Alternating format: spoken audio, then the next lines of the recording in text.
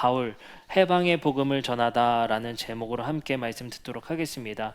오늘은 첫 번째 시간이기 때문에 사실 오늘이 갈라디아서 첫 편이라기보다는 갈라디아서 말씀을 듣기 위한 개론 말씀을 읽기 위한 오늘 복음에 대한 정리를 할 수 있는 시간으로 오늘 마련했습니다. 오늘 말씀을 꼭 들어야 다음 주부터 1편의 말씀부터 우리가 차례로 들을 수가 있습니다. 그렇기 때문에 오늘 말씀이 가장 중요하다라고 생각하는데 오늘 굉장히 많이 안 오셨네요. 네, 오늘 특별히 자리가 많이 비었습니다. 원래 그런 것 같습니다. 가장 중요한 날, 가장 적은 수가 오는 날이 참 많은 것 같아요. 그렇습니다. 네, 그럴수록 더 중요한 걸 해야 되겠습니다. 그렇죠? 네, 오늘 여러분들께 프린트물을 나눠드렸어요. 오늘은 여러분들이 다소 어려우시겠지만 공부한다 생각하셨으면 좋겠어요. 오늘은 공부한다 생각하시고 우리 함께 이 교재를 가지고 함께 말씀을 진행하려고 합니다. 왜냐하면 설교를 다 준비했는데요. 이건 제가 도저히 안 되겠는 거예요. 이건 말로 설명만 해서는 여러분들 또 까먹고 또 까먹을 것 같아서 이번에 유인물을 제작해서 이 유인물만큼은 우리가 완전히 숙달한다 라는 생각을 가졌으면 좋겠습니다. 아시겠죠? 이거는 반복 학습을 할 예정이니까요. 이건 완전히 마스터한다 생각하시면 되겠습니다. 바울의 선포한 복음이라는 유인물을 우리가 차례차례 성경 구절을 나누면서 바울이 전했었던 복음에 대한 이해를 우리가 함께 가져보려 합니다. 왜냐면요, 바울이 갈라디아 교회에게 편지를 썼는데 우리가 사실 서론 단계에서 보기 위해서는 이게 남갈라디아에게 쓴 거냐, 뭐 북갈라디아에게 쓴 거냐, 몇 년도냐, 그리고 이 교회가 어떤 문제와 상황에 처해 있었느냐, 뭐 이런 것들을 다 나눠야 되는데요. 사실 이것보다 더 중요한 것은 뭐냐면요, 바울의 편지를 받았던 사람들의 세계관, 바울의 편지를 받았던 사람들 또는 바울의 편지를 같이 읽었던 사람들이 가지고 있었던 역사 인식을 함께 공유하고 함께 아는 것이 중요합니다. 왜냐하면 이것은 마치 우리가 우리 대한민국의 역사를 우리가 함께 공유함으로 인해서 제가 단순한 명제 하나만 던져도 여러분들은 아하면 어할 수 있단 말이에요. 마찬가지로 바울이 이 편지를 썼을 때는 같은 역사적 인식을 하고 있었기 때문에 그들은 아하면 어할 수 있는 상황입니다. 근데 우리는 그 역사 인식이 부재한 거죠. 그렇다면 바울의 편지를 함께 받고 들었던 사람들 또는 읽었던 사람들의 역사 인식은 어떻게 형성되었냐면요, 그들에게 중요한 구약 성경으로 형성되어지고 구약 성경으로 인식하고 있었습니다. 그 말은 뭐냐면요, 그들에게 역사라는 팩트 자체는 있었어요. 역사라는 것 자체는 있었습니다. 왜요? 로마로부터 포로 생활을 하고 있죠. 자기들의 과거의 조상들이 바벨론으로부터도 포로 생활하고 있었죠. 아수르로부터도 괴롭힘을 당했죠. 이거는 역사 자체의 객관성이라고 볼 수 있을 것 같아요. 그러나 유대인들, 바울의 편지를 읽었던 사람들은 역사를 이렇게 인식하지 않았어요. 이 배후에 계신 하나님과의 관계 속에서 역사를 해석하고 있었단 말이에요. 이걸 우리는 신정론이라고 하죠. 신의 존재 가운데 이 역사를 인식하고 있었다는 거예요. 우리는 보통 그렇게 역사를 보진 않죠. 우리가 사는 이 대한민국 땅에서의 역사를 어떻게 정치학적으로 이해할 것인가 대부분 고민합니다. 정치적 역학관계를 통해서 지금의 역사를 인식하고 해석하죠. 이걸 우리는 뭐라고 해요? 사관, 역사관이라고 그래요. 그래서 역사는 객관적 진실만을 담은 게 역사가 아니라 역사관을 가진, 역사사관을 가진 사람이 기록한 물이 역사입니다. 그렇기 때문에 역사는 객관적 사실만을 나열하는 것이 아니라 객관적 사실을 역사가가 자신의 사관을 가지고 기록한 게 역사인 거죠. 마찬가지로 유대인들도 역사 사관을 가진 사람들이 유대인들의 역사를 쓴 것이 바로 유대인들이 인식하는 역사였습니다. 근데 그들은 역사관이 아주 독특해요. 왜요? 신의 존재를 믿고 있었던 민족이었잖아요.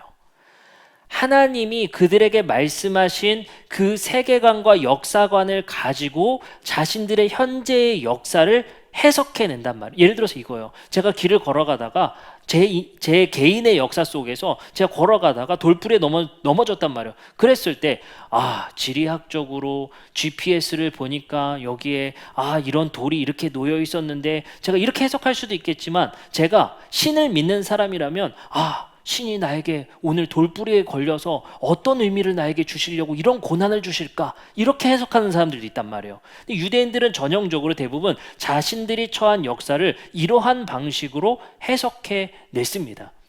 당연히 유대인들은 로마의 압제 속에 있었고, 자신들이 로마로부터 왜 이런 압제를 당하는지에 대한 것도 해석이 필요했어요.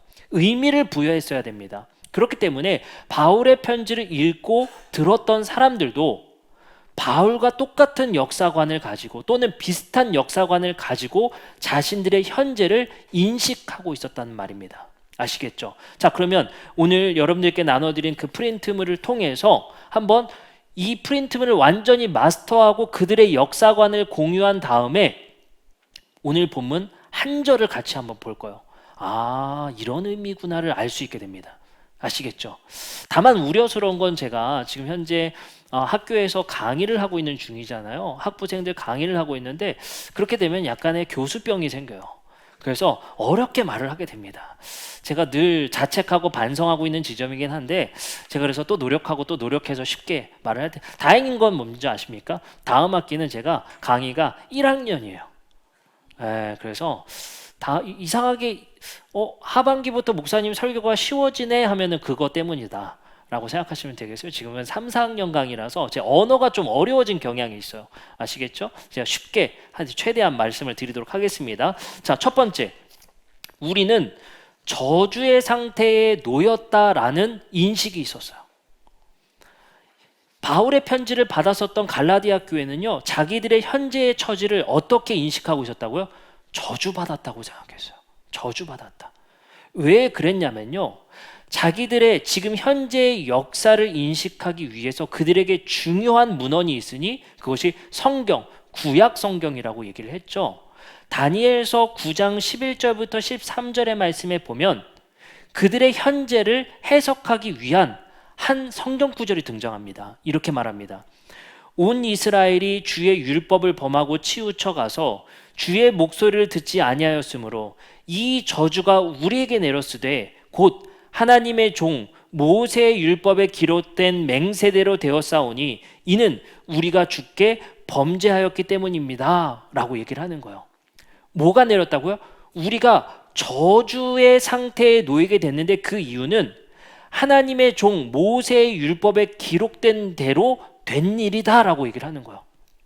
근데 이 저주의 상태라는 것은요, 왜 자신의 상태를 왜 저주에 놓이게 됐다라고 인식했냐면요, 과거에 모세가 쓴 책에 너네들 이렇게 하면 저주가 걸릴 건데 그 저주의 결과는 포로 상태야. 다른 나라에게 포로로 끌려가게 될 거야. 이러한 글이 모세의 책에 쓰여 있었단 말이에요. 근데 그게 현재에 이루어졌어요. 그러다 보니까 유대인들은 왜 우리가 포로로 끌려간 상태가 되었지? 왜 로마가 우리를 압제하는 이러한 비극에 처해져 있지? 가만히 있어보자. 성경 찾아보자. 성경에 혹시 우리의 지금의 현재를 말하는 글이 있지 않을까? 찾아본 거예요. 그랬더니 모세가 쓴 책에 우리가 혹여라도 하나님의 말씀을 어기면 저주를 받게 될 것인데 그 저주의 결과는 포로의 상태라고 쓰여 있었어. 그래서 다니엘서 말씀처럼 자신들의 현재의 상태를 포로기, 곧 저주의 상태에 놓였다라고 인식을 하고 있었습니다. 한번 그러면 그들이 저주의 상태에 놓였다라고 인식할 수밖에 없었던 근거였던 모세의 책을 살펴보겠습니다. 신명기 말씀입니다. 신명기 28장 15절의 말씀에 보면 이런 말씀이 있었어요. 내가 만일 내 하나님 여호와의 말씀을 순종하지 아니하여 내가 오늘 내게 명령하는 그의 모든 명령과 규례를 지켜 행하지 아니하면 이 모든 저주가 내게 임하여 내게 이를 것이니. 그 저주의 결과는 이렇게 쓰였습니다. 28장 25절입니다. 여호와께서 내 적군 앞에서 너를 패하게 하시리니 내가 그들을 치러 한 길로 나가서 그들 앞에서 7길로 도망할 것이며 내가 또 땅의 모든 나라 중에 흩어지게 될 것이다. 64절엔 이렇게 쓰여 있어요. 여호와께서 너를 땅 이 끝에서 저 끝까지 만민 중에 흩으시리니, 결국엔 유대인들 자신이 포로기에 상태에 있고 로마로부터 자기들이 압제당하고 우리 유대 민족이 이렇게 흩어져 있는 이유는 왜다? 우리가 지은 죄 때문이라는 거예요. 그래서 우리는 하나님의 말씀대로 하나님의 말씀을 순종하지 않아서 저주의 상태에 놓이게 됐고, 이 저주의 결과는 포로의 상태, 압제의 상태에 놓였다라고 자기들이 인식하고 있는 것입니다. 그래서 그들은 어쩌면 모세가 쓴 글이 자기들의 미래를 예측한 글이 되었고 예언과 같이 되어버린 거예요. 그래서 자기들은 모세의 쓴 글을 통해서 자기의 현재 상태를 저주의 상태, 포로의 상태에 놓인 바로 그 상태로 인식하고 있다는 겁니다. 두 번째입니다. 2번 한번 찾아보세요. 2번 봅니다. 이스라엘은 죄로 인해 저주의 결과인 포로 상태에 놓이게 됐습니다. 그러나 하나님은 수백 년간 지속된 포로기 또는 저주로부터 백성을 해방시킬 거라는 약속을 해오셨습니다. 그 말씀을 볼게요. 이사야서 40장 1절부터 2절의 말씀입니다. 너희의 하나님이 이르시되 너희는 위로하라, 내 백성을 위로하라. 너희는 예루살렘의 마음에 닿도록 말하며 그것에 외치라. 그 노역의 때가 끝났고 그 포로의 때가 끝났고 그 죄악이 사함을 받았느니라 라고 하나님께서 그들에게 예언하시게 돼요. 하나님은 반드시 너희들의 포로의 상태를 끝낼 것이며 그 죄사함을 받게 될 것이라는 거예요. 그럼 여기서 우리가 한 가지 외워야 될 게 있어요.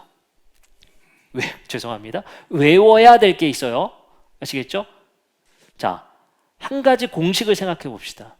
유대인들은 자기들의 범죄함 때문에 저주에 걸려 포로의 상태에 놓였다라고 인식하고 있었습니다.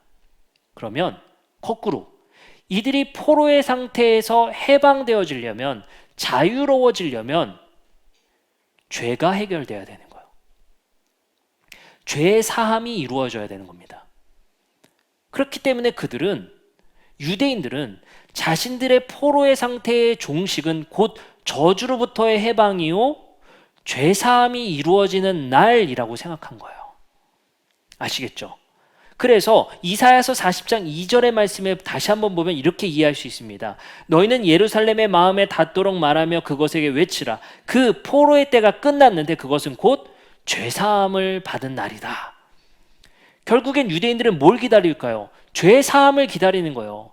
하나님이 그들의 범죄를 사하심을 통해서 그들의 노역의 때, 포로의 때가 끝나게 될 것이라는 기대 속에 있었단 말이에요. 하나님은 도대체 우리의 이 범죄를 언제 용서하실까? 마치 이사야서의 말씀처럼 그 때를 기다리고 있었단 말이에요. 아시겠죠? 근데 유대인들은 이것을 그렇게 단순하게 생각할 수는 없었습니다. 왜냐하면 죄라는 것 자체가 그들에겐 굉장히 복잡했기 때문이에요. 죄라는 성질을 한번 생각해 봅시다. 그들이 죄라는 것을 이해하기 위해서, 죄라는 어떤 형이상학적인 이 단어를 이해하기 위해서 그들은 한 가지 스토리를 끌고 옵니다. 그게 뭐예요? 아담과 하와 이야기예요. 아담과 하와 이야기를 통해서 죄라는 성질을 이해했어요. 그게 뭡니까?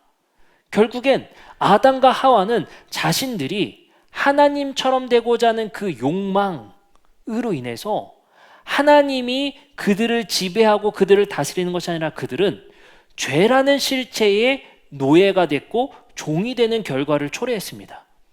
그 결과는 그들에게 이제 현재 하나님을 섬기는 것이 아니라 우상을 숭배하게 됐고, 우상을 숭배하는 결과로 인해서 그들은 뭘 해요? 윤리적, 도덕적 범죄를 일으키게 됐다는 거예요. 그럼 그들은 아담과 하와라는 이야기를 통해서 죄라는 성질을 어떻게 이해했냐면요, 그들의 범죄함을 통해서 죄라는 악의 세력이 인간을 지배하기 시작되는 그 시작의 이야기를 읽었고요.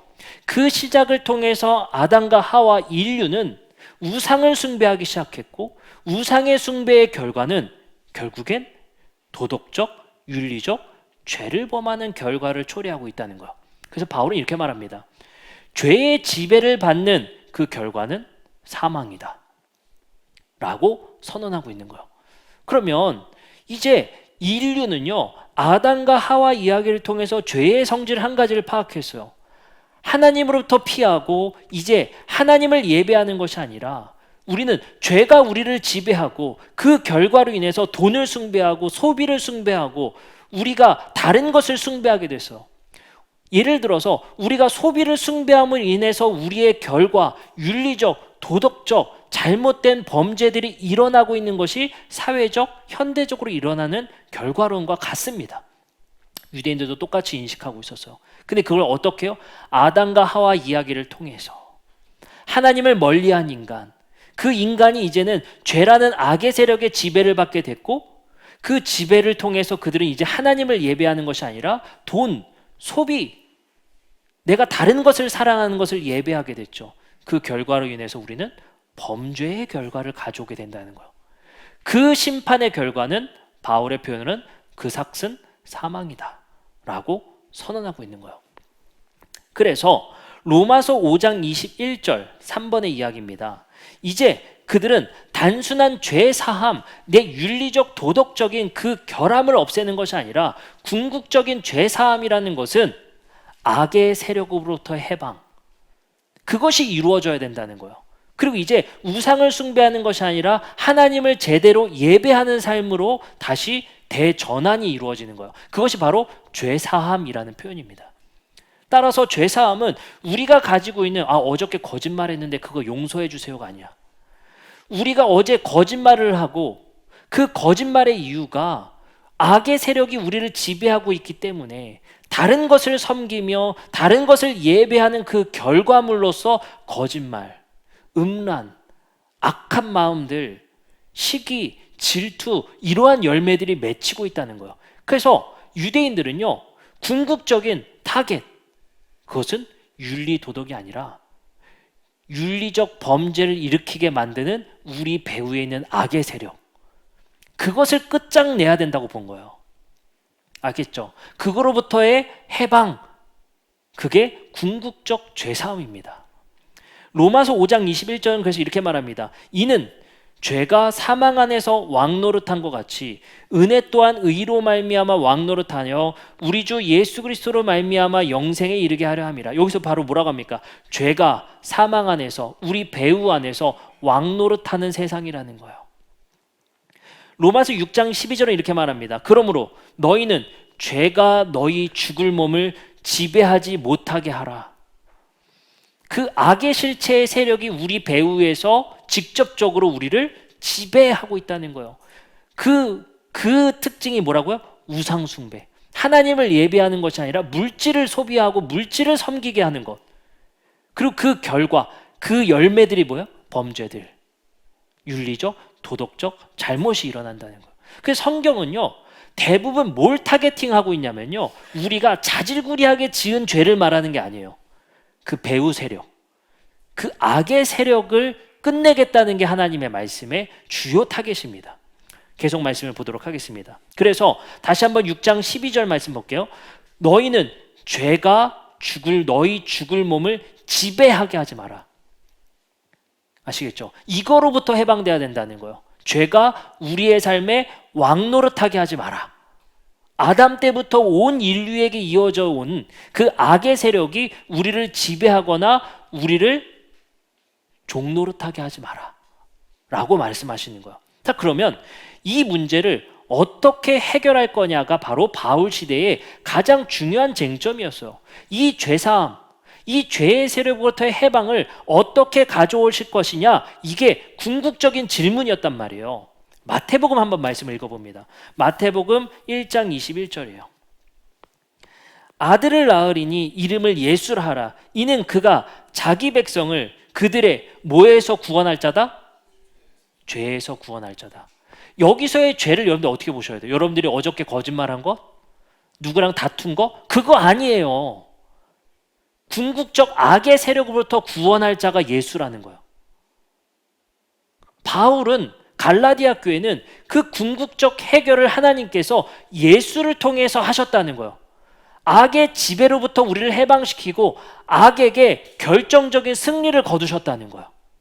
그러면 우리 이제 더 이상 우상을 숭배해서 윤리적 도덕적 악의 결과를 초래하는 것이 아니라 하나님을 예배하는 자들로서 죄의 지배로부터 우리를 해방시키는데 그 방법이 바로 예수를 통해서 하셨다는 거예요. 말씀 다시 한번 읽고 이해해 보세요. 마태복음 1장 21절. 아들을 낳으리니 이름을 예수라 하라. 이는 그가 자기 백성을 어디서? 죄의 세력으로부터 구원할 자다. 성경은요, 그래서 그 궁극적인 악의 실체에 타겟팅하는 거예요. 아시겠죠? 어제 뭐 한 게 중요하지가 않아요. 아시겠죠? 자, 그러면 우리가 이제 또 봅니다. 여러분들, 아까 이야기 다시 한번 상기해 보세요. 우리가 죄라는 것에 지배를 받아서 포로의 상태에 놓이게 됐는데 우리가 그것이 모세의 책에 의해서 무엇 받았다고 생각했다고요? 저주 받았다고 생각했잖아요.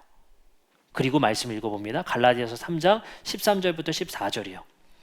그리스도께서 우리를 위하여 저주를 받은 바 되사 율법의 저주에서 우리를 속량하셨으니 기록된 바 나무에 달린 자마다 저주 아래에 있는 자라 하였음이라. 이는 그리스도 예수 안에서 아브라함의 복이 이방인에 미치게 하고 또 우리로 하여금 믿음으로 말미암아 성령의 약속을 받게 하려 함이라. 여기서 뭐라고 하냐면요, 그리스도께서 우리를 위하여 뭐 받은 바 되사? 여기서 왜 저주가 나올까요?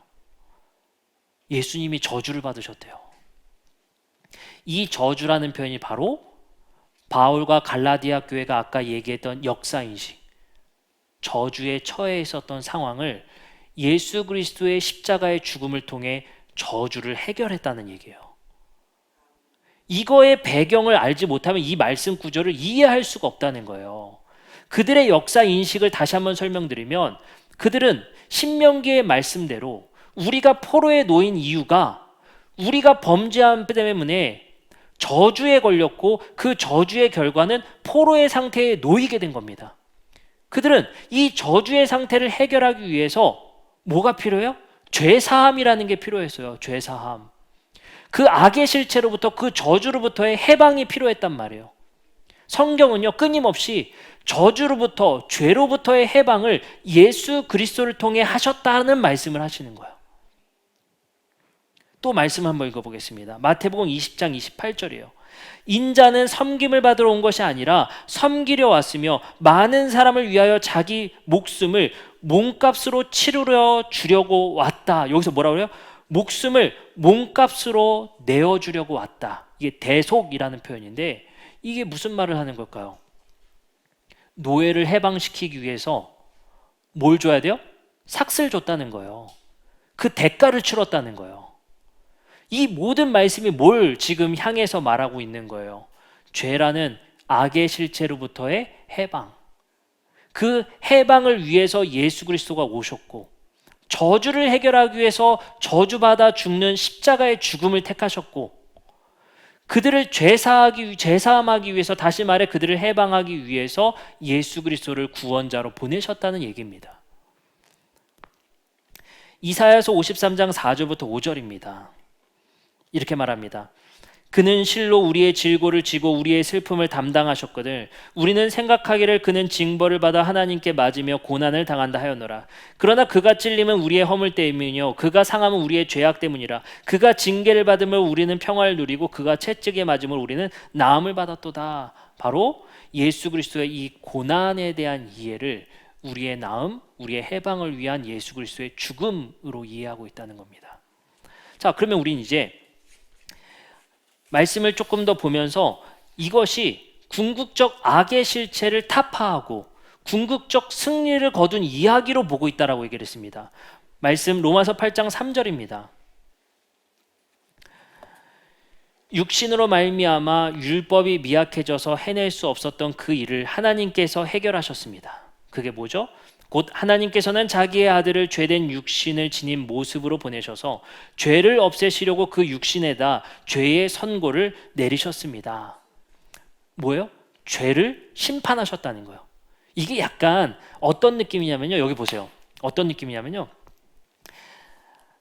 우리 인류를 악의 지배 아래에 있었다고 했잖아요. 아담과 하와 이야기를 통해서 악의 영적 실체가 우리를 지배하고 있었는데 그 지배의 영향력을 통해서 우리는 우상을 숭배하게 됐고 우상의 숭배의 결과로 범죄를 일으킨다고 했잖아요.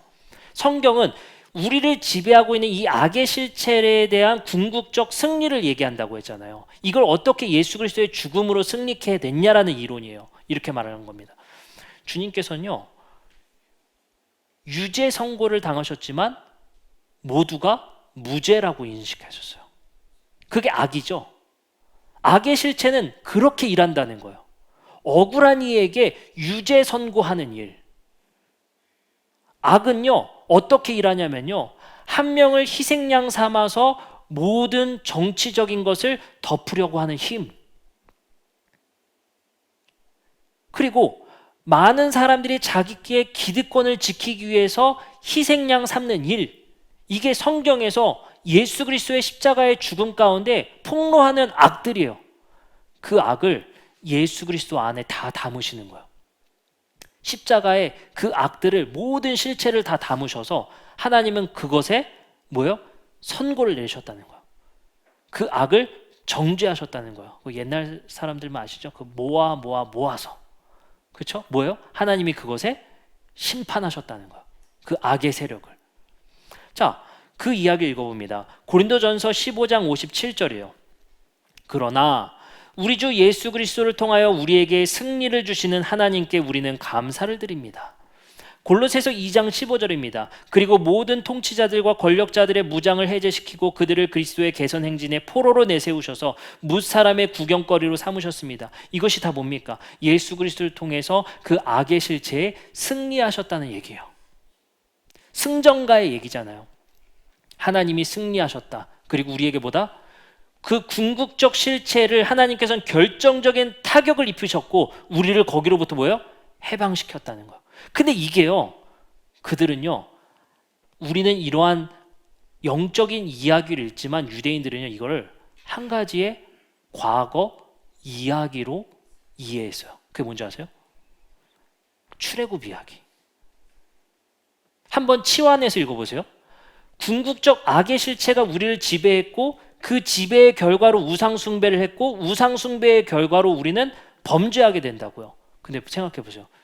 이스라엘은요, 파라오의 지배를 받았던 사람들이고 파라오의 지배 속에서 그들은 무엇을 먹을까, 무엇을 입을까, 무엇을 마실까에 전전긍긍하던 사람들이었어요. 그런 것에 노예가 되어서 그들은 다시 애굽으로 돌아가고자 하는 마음까지 있었던 사람들입니다. 근데 하나님은 6월절에 그들을 뭐예요? 결정적인 타격을 입히시고 그들을 해방시킨 얘기예요. 바로 6월절에 예수 그리스도의 죽음을 통해서 하나님은 악의 실체, 바로 파라오로부터의 해방, 영적 악의 실체로부터 우리를 해방시켰다라는 이야기를 하는 겁니다. 그리고 이야기는 이어집니다. 골로새서 1장 13절부터 14절 말씀이요. 이거 우리 같이 한번 읽겠습니다. 같이 한번 읽어볼게요. 이 말씀이 이해되면 오늘 이제 끝난 거예요. 아시겠죠? 다 같이 읽어봅니다. 천천히 시작. 아버지께서 우리를 암흑의 권세에서 건져내셔서 자기의 사랑하는 아들의 나라로 옮기셨습니다. 우리는 그 아들 안에서 구속 곧 죄 사함을 받았습니다. 아시겠죠? 죄라는 실체로부터 우리는 사함을 받았다. 해방을 받고 그 악의 실체부터 노임받아서 어느 나라로 옮겨졌어요? 아들의 나라로 우리를 건져내셨다는 거예요. 우리는 더 이상 암흑의 권세에 우리는 지배받는 것이 아니라 사랑하는 아들의 나라로 우리를 옮기셨고 하나님은 궁극적인 승리, 죄사함의 결정적인 타격을 예수 그리스도를 통해서 악의 세력에 입히셨다는 거예요. 그 모든 것이 거짓이었고 모든 것이 악이었다는 것을 십자가에서 폭로시킨 거예요. 그러자 예수 그리스도를 죽이려고 나섰던 백부장이 그것을 인정해버립니다. 그는 진실로 하나님의 아들이었습니다. 우리는 잘못했다는 거예요. 이것이 악이었고 이것이 범죄였고 우린 이것이 악인 줄도 모르고 그를 십자가에 달려 죽게 했다는 거예요. 왜요? 정치적 이유 때문에 타협했던 빌라도, 종교적 기득권을 유지하고 싶었던 종교인들, 우리에게 실제적인 왕국을 세워주기를 바랬었던 제자들, 유대 민족들 모두 그를 유죄 선언했습니다. 그러나 십자가에서 하나님은 그를 다시 살리심을 통해서 그가 무죄하다는 것을 말씀하셨고, 너희가 유죄하다는 것을, 무엇이 악인지를 다 덮어놨던, 우리 안에 폭로되지 않고 잠재되었던 그 악을 십자가에서 다 폭로시키시는 거예요. 우리 시대도 마찬가지지 않습니까? 우리 안에 깔려있는 그 많은 마녀 사냥들, 인격 모독적인 이야기들, 거짓들, 정치적 재판들, 정치적 고소 고발들, 그 불의함이 우리의 지금 현재 시대 속에서도 고스란히 우리의 사회 안에 잠재되어져 있는 거예요. 그걸 우리는 타협하고 모른 척하며 살아갈 뿐이죠. 그러나 십자가에서 예수 그리스도는 그 모든 것을 다 악이라는 것으로 드러내셨어요. 그리고 하나님은 그것을 심판해 버리십니다. 역전해 버리십니다. 어떻게 해요? 그를 살려버리시는 거예요. 무엇이 악이고 무엇이 선인지를 하나님은 십자가상에서 그들에게 보이신 거예요. 그래서 말씀드렸잖아요. 그거에 동조했었던 백부장이 그가 진실로 맞았다는 거예요. 그가 옳았다라는 거예요. 우리는 그 사건이 아니었다라면 여전히 무엇이 범죄이고 무엇이 악인지, 우리는 왜 범죄의 길로, 왜 그 악의 길로 가는지 영영이 모를 뻔했습니다. 우리는 가끔 의문을 갖는 것 같아요. 내가 왜 이러지? 내가 왜 이렇게 살지? 의문을 갖게 되는 것 같아요. 왜 내 마음 안에 이렇게 악한 마음이 떠오르지? 왜 이렇게 질투가 생기지? 왜 이렇게 박탈감 때문에 힘들겠지? 왜 이렇게 다른 사람과 나를 비교하지? 나를 괴롭히지? 무엇이 나를 이렇게 괴롭게 하는 거지? 모르겠는 거예요. 그러나 예수 그리스도의 십자가 사건을 통해 고발하신 이 이야기를 통해 무엇이 악인지, 무엇이 궁극적 악의 실체인지를 우리에게 폭로하신 사건이 되는 겁니다. 다시 한 번만 읽어볼게요. 골로새서 1장 13절 14절. 이 이야기를 묵상하시면서 다시 한번 천천히 읽어봅니다.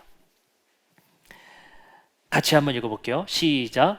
아버지께서 우리를 암흑의 권세에서 건져내셔서 자기의 사랑하는 아들의 나라로 옮기셨습니다. 우리는 그 아들 안에서 구속 곧 죄사함을 받았습니다. 이제 우리는 그 저주가 해결됐어요. 그 악의 실체로부터, 그 포로의 생활로부터 우리는 자유를 입었습니다. 이제 우리는 광야에서 일용할 양식을 구하며 사람다운 삶을 찾아 나섰습니다. 더 이상 무엇을 마실까, 무엇을 입을까, 무엇을 먹을까가 우리 삶의 목표가 아닌, 이제 우리는 하나님의 말씀으로 나오는 그것이 우리의 진정한 생명이고 양식임을 깨닫게 되었습니다. 그 예수 그리스도는 이제 우리를 해방시키는 죽음을 통해 궁극적인 실체였던 그 악에게 결정적인 승리를 거두셨습니다. 그리고 그는 이제 뭘 하실까요? 로마서 8장 34절입니다. 이렇게 말합니다. 누가 감히 그들을 정죄하겠습니까? 그리스도 예수는 죽으셨지만 오히려 살아나셔서 하나님의 오른편에 계시며 우리를 위하여 대신 간구하여 주십니다. 그는 하나님의 오른편에서 이제 죄가 우리를 다스리는 것이 아니라 예수가 우리를 다스리십니다. 뭘로요? 성령으로. 보혜사 성령으로 하나님께서 우리를, 예수 그리스도가 하나님의 우편에서 우리의 주님 되시고 우리를 통치하신다는 거예요. 이제 그러면 우리는 아들의 나라로 옮겨진 그 아들의 나라의 왕이신 예수 그리스도의 통치를 받는 사람들로 새 사람이 된 겁니다. 이젠 죄의 그 궁극적인 실체에게 지배받는 사람들이 아니에요. 우상 숭배하는 사람들이 아니에요. 돈을 섬기는 사람들이 아니고 소비를 섬기는 사람들이 아니에요. 다른 사람의 비교의식에 쩔어 사는 게 아니에요. 이제 우리는 그것으로부터 자유해졌습니다. 왜요? 우리의 주님이 예수 그리스도가 되셨으니까. 아들의 나라의 통치권자인 그 아들이 하나님의 우편에서 우리를 다스리시니까. 한 절 더 읽어봅니다. 골로새서 3장 1절입니다. 그러므로 여러분이 그리스도와 함께 살려주심을 받았으면 위에 있는 것들을 추구하십시오. 뭘 추구하래요? 위에 있는 걸 추구하래요. 땅에 있는 죄가 다스리는 그 궁극적 실체가 다스리는 그것에 집착하며 살지 말래요. 뭘 보며 살래요? 위를 보고 살래요. 하늘의 것을 보고 살래요. 뜻이 하늘에서 이루어진 것처럼 땅에서도 이루어지기를 바라며 살래요. 이게 뭐예요? 엄청 이상적인 거예요. 위에 있는 걸 추구한다는 게. 그걸요 다니엘과 에스겔서에서는요 어떻게 표현하는지 아세요? 이상적인 언어를 최대한 자기들이 꿈꾸고 흐뭇한 것을 거기다 기록한 거예요. 그게 뭔지 아세요? 이리와 어린 양이 같이 뛰노는 세상이라는 거예요. 위에 있는 것을 상상하는 세상이란 그런 거라는 거예요. 제가 거듭 말하잖아요. 노인과 청년이 같이 어울릴 수 있는 세상이라는 거예요. 이게 화해되는 세상. 그 위의 것을 바라보고 살라는 거예요. 땅의 것을 바라보고 살지 말고. 왜요? 우리는 그 궁극적 실체로부터 해방돼서 아들의 나라의 삶을 사니까. 이제 하나님께서는 예수 그리스도를 통해 우리를 죄의 궁극적 실체로부터 해방시켰고 아들의 나라의 삶을 이 땅에서 살게 하셨습니다. 그러나 여전한 문제가 우리 속에 있습니다. 여전히 죄라는 궁극적 실체의 지배를 받는 사람들과 그거로부터 해방되어 예수 그리스도의 주님 되심을 고백하고 사는 사람들과 우리는 함께 살아가고 있는 세상이라는 거예요. 불완전한 것이죠. 위의 것을 바라보는 사람들과 땅의 것을 바라보는 사람들과의 어떤 충돌, 그 충돌에서 일어나는 고난이 있는 거예요. 고난이 있는 겁니다. 그래서 많은 사람이 신실한 그리스도인들에게 그런 말을 해요. 야, 그게 무슨 의미가 있냐? 그쵸? 야, 그거 한다고 세상이 바뀌냐? 뭐가 좀 나아졌는데, 그럼 저도 현타가 와요. 뭐가 바뀌었지? 그쵸? 우리는 그 위의 것을 바라보는 삶을 살기 때문에 당연히 그런 질문을 받는 사람들이에요. 요즘 청년 세대에게는 그게 굉장히 심해요. 남녀 갈등. 남혐과 여혐이 굉장히 극단으로 치닫는 시대의 삶을 살고 있습니다. 제가 이번에 굉장히 놀라운 악이 지배하는 그 세상의 어떤 실체를 또 한번 보게 됐어요. 얼마 전 안타까운 사건이 있었죠. 바로 한 훈련 사병이 사망한 사건이었습니다. 근데 하필 그 중대장 간부가 여성이었어요. 여성이었습니다. 거기부터 갈등이 폭발하는 겁니다. 왜 폭발했을까요? 첫 번째 문제. 왜 최상병 때만큼 이것을 공론화시키지 않느냐? 너희들 결국엔 정치적으로 이득되는 것은 공론화시키고 정치적으로 의미 없는 것은 공론화시키지 않는 것. 두 번째, 여성 간부가 완전 군장도 안 해봤으니까 그렇게 고되게 시켰지. 여자라 문제다. 이 두 가지의 의견 모두의 배후에 악의 실체가 있다는 것을 우리는 깨달아야 돼요. 우리가 이 세상에서 악으로 고발되는 사건들, 이 세상에서 그것을 불의한 사건을 우리는 불의하다라고 고발하는 이유들이 다 정치적인 이유들, 자기들의 이득을 위한 것들, 거기에 우리는 그것을 악이라고 실체를 고발하는 거예요. 왜요? 예수 그리스도가 당신의 십자가에서 그것이 악이라는 것을 세상에 고발하셨잖아요. 우리는 정치적 의견에 그것에 울분을 토하는 것이 아니라 그 한 사람의 목숨을 잃은 것에 진정한 마음을 담아야 합니다. 그것이 안타깝게도 또 여혐과 남혐으로 이어지고 있는 중이에요. 남자들이 얘기를 하는 겁니다. 여성 간부들, 남자를 한남이라고 부르는 그 여성 간부들이 굉장히 많이 침투해 있어서 남자들을 괴롭히는 간부들이 그렇게 많다더라. 남자들은 그것에 또 실체 없는 이야기에 분노해서 댓글을 달기 시작합니다. 도대체 이 피로감 있는 이야기가 어느 세계관에서 어느 내러티브에서 우리에게 이어진단 말입니까? 누가 이런 스토리를 도대체 만들어내는 겁니까? 고민해 보세요. 생각해 보세요. 이 실체 뒤에 성경은 악이 있다고 고발하는 거예요. 얼마 전에 저희 아파트의 일이었어요. 제가 간만에 분노하던 일이 있었습니다. 분노한 일이 있었어요. 어느 날 아파트 단지를 가는데 사람들이 벅적벅적 시끄러운 거예요. 그래서 제가 지나갔어요. 지나가는데 무슨 일인가 이렇게 봤어요. 제가 또 오지랖이 있으니까 지나갔습니다. 지나가서 얘기를 들었더니 무슨 사건이었냐면요, 아파트에 그 조그만 개울 조경을 해놨더라고요. 해놨어요. 거기 물이 흐르는 거. 근데 거기에 이제 들어가지 않아야 되잖아요. 왜냐면 감전사일 수 있어요. 조명을 켜놓기 때문에 위험하잖아요. 근데 어떤 어머니가 애들한테 생태 체험 시켜준다고 그 채집망으로 개구리를 잡고 있었어요. 개구리를. 근데 그 어머니는 나는 들어가지 않았다. 네. 근데 거기서 주민들이 막 에워싸고 분노하는 것은 왜 조경을 훼손시키냐. 난리가 난 거예요. 그랬더니 왜 너 자연을 훼손하냐? 그러면 너 메뚜기도 안 잡을래? 막 싸우기 시작하는데 너무 제가 그걸 보면서 너무 안타까운 거예요. 근데 그 일이 그렇게 끝나고 화해하나 보다 하고 이제 갔더니 이제 그거를 저희 아파트 커뮤니티 카페에 딱 올렸더라고요. 그때부터 그 사람을 마녀 사냥하기 시작하는 거예요. 맘충부터 시작해서 애 키우는 사람들 질서를 안 지킨다. 거기에 분노를 쏟기 시작하는데 이게 지옥이다 싶어요. 이게 뭡니까? 그 개구리 잡은 게 그렇게까지 사형 선고 당할 만큼 인격 살인을 당하는 거예요. 그 안에서. 정말 무서운 세상입니다. 한 노인이 한 카페에서 상식적이지 않은 일, 어머님 2잔 시켜야 돼요. 2명 오셨으면. 아유, 나는 밥 먹었어. 이거 우리 좋아하잖아요. 아유, 난 커피 마셨어. 1명만 마시면 돼. 물 1잔 있으면 줘봐. 이 사건 하나가 인격 모독과 마녀 사냥으로 가는 이 내러티브와 이 실체가 도대체 어디서부터 시작해서 어디로 가는 이야기입니까? 예수는 이러한 세계관과 이러한 실체를 폭로하셨고 그것을 악으로 규정하셨으며 하나님께서는 그것에 심판을 내리셨다는 거예요.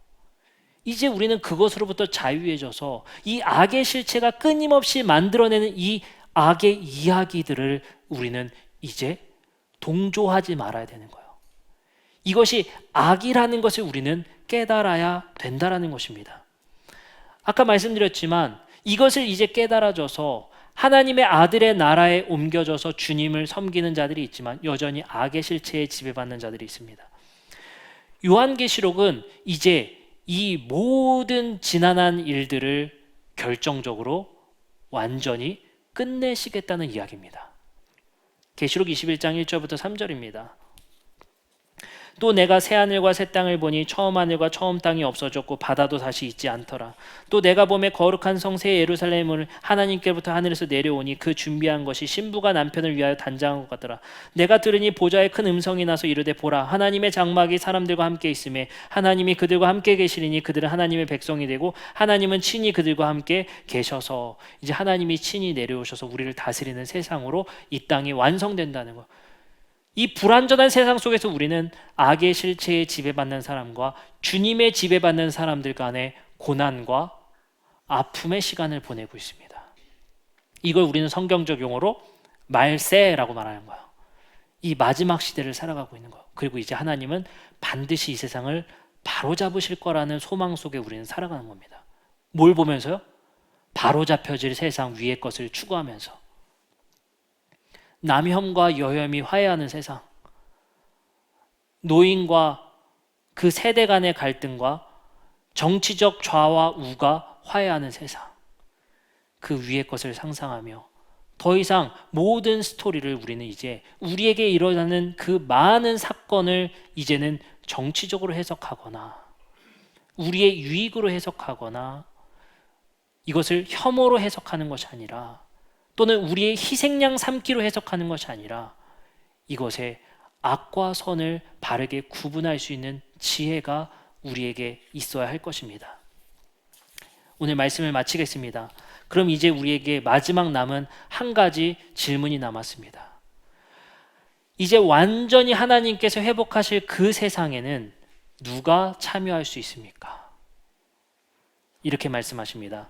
갈라디아서 3장 14절입니다.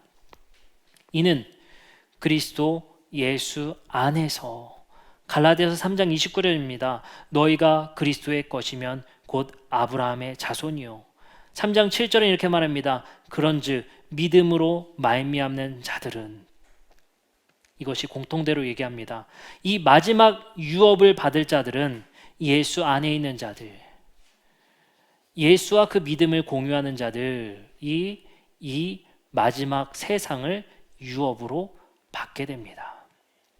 이것이 바울이 성경에서 말하는 진리이고 복음입니다. 하나님은 이제 궁극적인 악의 실체에 예수 그리스도를 통해 결정적인 타격을 입히셨고, 우리를 이제 파라오의 손에서 악의 실체에서 우리를 구원하셔서 하나님의 백성으로 우리를 옮기셨습니다. 이제는 그 아들의 나라의 주님이신 예수 그리스도의 삶과 가르침을 우리의 삶의 표본으로 삼아서 그 삶을 살아가게 됩니다. 우리는 이 세상에 잠재되어 있던 그 악의 실체와 악의 스토리를 거부하고 저항해야 합니다. 그것이 악이라는 것, 그것이 불의하다는 것, 그것을 우리는 이제 고발하는 고발자의 삶을 살게 됩니다. 그래서요, 우리의 삶 속에 이제 위의 것을 바라보며 살아갑시다. 사람들은 또 물을 거예요. 그게 무슨 의미가 있어요? 그런다고 세상이 바뀌어요? 그런다고 뭐 좀 나아졌어요? 우리의 열심에 품는 많은 의문들이 있을 것입니다. 땅의 지배를 받는, 악의 실체를 받는, 실체의 지배를 받는 이들의 많은 질문이 있을 것입니다. 우리는 그 가운데 예수 그리스도의 결정적인 승리를 거두신 그 승리 안에서 우리는 그것이 불의하다라고 고발할 수 있는 그러한 그리스도인들 되기를 주님의 이름으로 축복합니다. 이 시간 우리 함께 찬양하고 함께 기도하는 시간 갖도록 하겠습니다.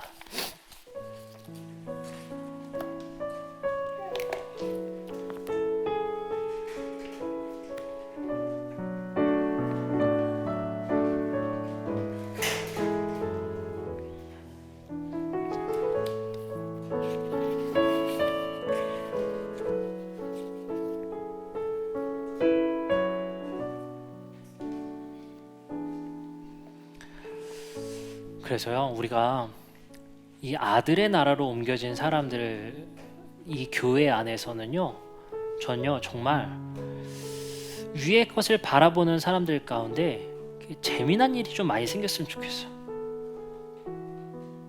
참 신비한 일들이 많이 생겼으면 좋겠습니다.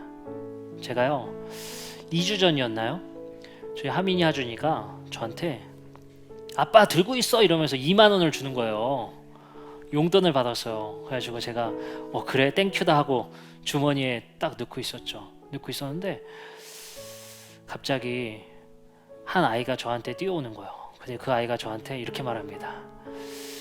저 생일이에요 목사님 이러는 거예요. 우리 빈 이결 양이 자기 생일이라고 넣었던 돈을 다시 꺼냈습니다. 넣었던 돈을 꺼내서 줬어요. 그랬더니 옆에 있던 부겸이가 나는 왜 그때 안 줬냐고 분개하는 거예요 저한테. 저는 그때 묻고 싶었어요. 생일이 온 거예요 아직이에요? 지났죠? 그걸 저한테 묻고 있더라고요. 그때 자기는 그냥 넘어갔다. 네. 그래서 제가 집에 갔어요. 야 근데 애들 도대체 그 2만 원은 어디서 난 거야? 그 박 장로님이 주셨는데? 이래. 그래? 박 장로님이 주신 겁니다. 돈이 돌고 있는 거예요. 우리 교회에서 돈을 주시면. 이런 일이 많이 생겼으면 좋겠어요. 네. 너무 재밌잖아요. 내가 누군가의 아픔에 동참하고 좋은 일 생기기를 빌어주고 기원하고 도와준 그 일이요, 내가 받아먹는 것, 내가 받는 것에 그치는 것이 아니라 그것이 또 흘러가는 것. 위의 것을 바라보는 사람들의 삶에서 이런 즐겁고 재밌는 일이 많았으면 좋겠어요. 생각지도 못한 곳에서 위로를 받고, 생각지도 못한 곳에서 도움을 받고, 생각지도 못한 곳에서 우리는 정을 나눴으면 좋겠습니다. 이런 재미난 일들이 우리의 삶에 많이 일어났으면 좋겠습니다. 우리 함께 찬양하고 기도하겠습니다.